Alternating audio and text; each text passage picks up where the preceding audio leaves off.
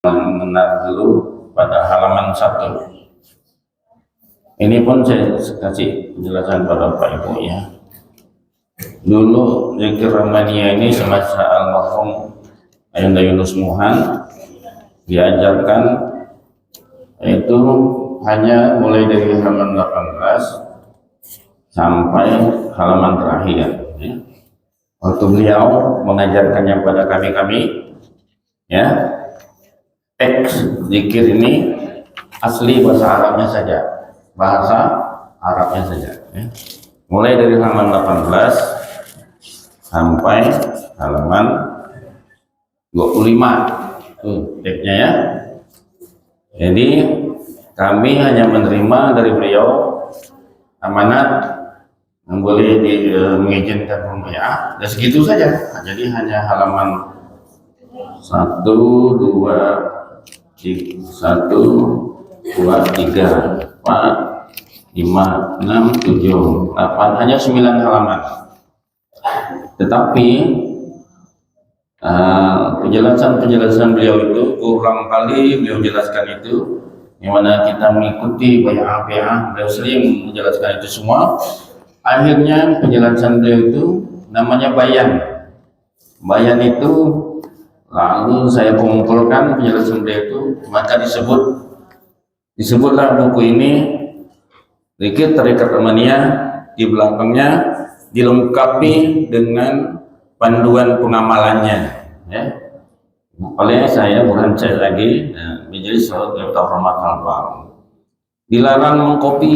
Nah, ini kita nanti punya hak cipta berdasarkan Undang-Undang Nomor 28 Tahun 2014. Buku ini tidak boleh dikopi paste tanpa seizin Ketua Yayasan Santen Rahmaniyah, kecuali Miftahur Rahmah, kecuali Al-Fat di bawah pembinaan Miftahur Rahmah Kalbar, maka selain itu harus minta izin kepada Ketua Yayasan Santen Rahmaniyah. Kemudian kami bayangkan tentang apa yang pernah kami dapatkan dari beliau itu. Penjelasan beliau itu kami lengkapi dengan referensi. Halaman 1, panduan zikir tarekat Rahmaniyah. Pengertian secara etimologi tarekat berasal dari kata bahasa Arab, artinya jalan ya, tarik atau turut yang berarti jalan. Jadi kalau Bapak naik haji atau umrah, kalau kita berdiri-diri di depan pintu Masjidil Haram, pasti orang Arab askari katakan, ya hajar, ya haji, tarik. Artinya jangan numpuk di situ, tarik. Ada lagi dia bilang, ya hajar, ya haji, harik. Harik artinya haraka, bergerak. Jangan numpuk. Nah, itulah arti tarik, artinya jalan. Maka Bapak Ibu sekalian, tarik bisa juga dijadikan sebagai metode. Nah, kita langsung simpulkan saja di bawahnya. Dengan demikian ya, zikir tarekat Rahmaniyah dapat diartikan jalan atau media yang berisikan bacaan-bacaan zikrullah dengan tujuan untuk mendapatkan kasih sayang Allah Subhanahu wa taala. Jadi kalau kita membaca tarekat Rahmaniyah ini, tujuannya adalah untuk mendapatkan kasih sayang Allah Subhanahu wa taala. Allahu Akbar. Jadi kalau tadi selawat kita baca tujuannya mendapatkan syafaat Rasulullah dan juga sebagai cinta pada Rasulullah Muhammad SAW. Maka kalau zikir ini tujuan kita adalah mendapatkan kasih sayang Allah baik semasa kita di dunia, ketika kita mati dirahmati ya. Rahmatan indal maut, artinya sayangi saya, rahmati saya ketika saya mati.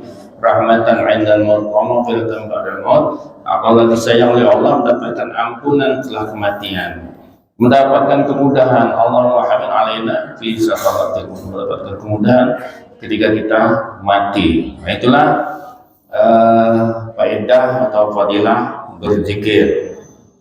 Bapak Ibu, dasar hukum ya, dasar syariah tentang zikir.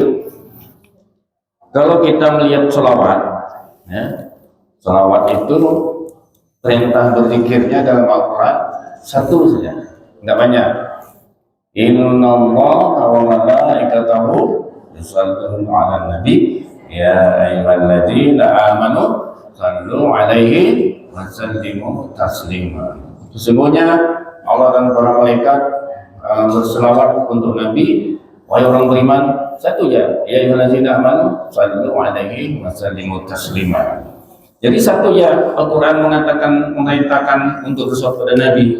Tetapi kalau berzikir itu banyak ayatnya yang memerintahkan kita untuk berzikir itu, misalnya dalam Quran surah Al-Imran ayat 41. Qala bi'ja'alli ayah, qala ayatuka alla tukalliman nas salasata ayyamin illa ramza. Wadhkur rabbaka katsiran wasabbih bil 'ashyi wal abkar. Ini cerita kisah Nabi Zakaria yang minta anak. Dia minta anak kata Allah. Dari Zakaria umur sudah 90 tahun, Allah kurniakan dia seorang anak. Zakaria tak percaya. Beri aku tanda. Tandanya apa? Bahwa istriku telah mengandung. Maka Allah berfirman, tandanya bagi kamu tidak dapat berkata dengan manusia selama 3 hari kecuali dengan isyarat, dan sebutlah nama Tuhanmu sebanyak-banyaknya. Jadi berzikir kepada Allah dalam konteks ayat ini juga bisa dihubungkan dengan orang yang payah punya anak. Siapa yang punya istri mandul, ya kan, lama tak punya anak, banyak-banyak berzikir kepada Allah seperti Zakaria, insya Allah dia akan dapat anak. Itu dalil yang pertama. Dalil yang kedua, wazkur rabbaka fi nafsika tadarruan wa khifatan wa nudal hajj wa nudal jahri min al-qawli bil ghuduwi wal asali wa la takum min al-ghafilin. Dan sebutlah nama Tuhanmu dalam hatimu dengan merendahkan diri. Jadi kalau kita menyebut nama Allah, berzikir kepada Allah, diperintahkan oleh kita untuk merendahkan diri. Jadi zikir ini mendidik kita untuk tidak menjadi orang yang sombong walaupun banyak harta, tidak menjadi orang yang sombong walaupun banyak ilmu, tidak menjadi orang yang sombong walaupun kita banyak kenalan dan relasi, ya. Ini ingatlah, jadi dengan rendah hati, ya, zikir ini mengantarkan kita untuk rendah hati. Mudah-mudahan Tuhanku akan memberiku petunjuk pada yang lebih dekat kepadanya dari doa-doa daripada ini. Ada yang berapa? Yang ketiga, 1, 2, 3, 4. Ya, wazkuri isma rabbika wa tabattal ilaihi tabtila. Sebutlah nama Tuhanmu dan beribadahlah kepadanya dengan penuh ketekunan. Jadi kalau berzikir pada Allah itu harus tekun, ya. Tekun, misalnya baca Quran harus tekun, menghafal Quran juga harus tekun, karena baca Quran, ngapal Quran itu sama artinya kita berzikir. Berzikir Romania juga kita harus tekun, jangan santai, jangan nyambil-nyambil. Jadi perintahnya seperti itu. Maka dekana lakum fi Rasulillahi uswatun hasanah. Dalil yang berikutnya, dalil yang kelima. Liman kana yarjullaha wal yawmil akhir wa dzakarallaha katsiran. Sesungguhnya telah ada pada diri Rasulullah itu suri teladan yang baik bagimu, yaitu orang-orang yang mengharap rahmat Allah dan kedatangan hari kiamat. Dan adalah Rasulullah itu banyak berzikir kepada Allah, ya. Nah itu dia. Jadi Rasulullah yang kita selawatkan itu pun beliau kata Allah banyak berzikir kepada Allah. Nah kita dalam ayat ini disuruh contoh Nabi. Maka kana lakum fi Rasulillahi uswatun hasanah. Jadi dalam hal mengamalkan zikir itu sebetulnya kita mencontoh Nabi Muhammad sallallahu alaihi wasallam. Allahumma Muhammad. Tidak serukum yang kelima. Dan serukum yang keenam, Al-Ahzab 35 itu berilah orang berzikir. Allah telah menyediakan untuk mereka ampunan dan pahala yang besar.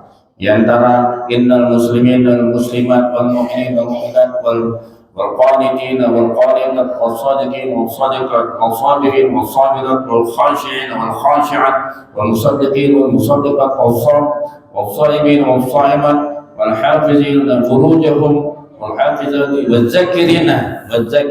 Maksud di antara orang yang mendapatkan dan ampunan dan pahala dari Allah itu adalah wadzakirina, orang yang berzikir kepada Allah di antara orang muslim